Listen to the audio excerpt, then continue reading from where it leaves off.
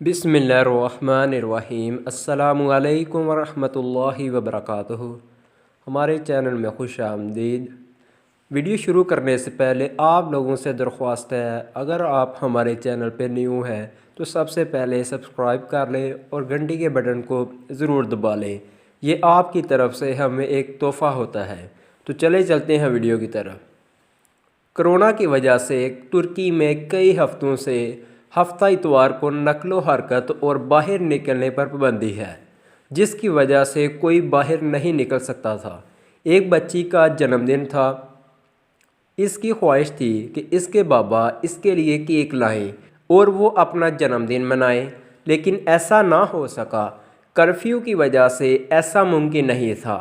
इसीलिए इसने police station call की कि मेरा बर्थडे है, लिहाजा मेरे बाबा को बाहर निकलने की इजाज़त दें ताकि वो मेरे लिए केक ला सकें।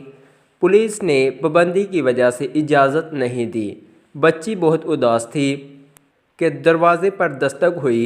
जो ही दरवाज़ा खोला गया तो सामने पुलिस की टीम बच्ची को गिफ्ट्स और बर्थडे केक देने के लिए मौजूद थी। यही इखलाक और एहसास है जिसने इन ममालिक में सोल और इंतज़ामिया को एक दूसरे के साथ मोहब्बत की तार में जोड़ रखा है।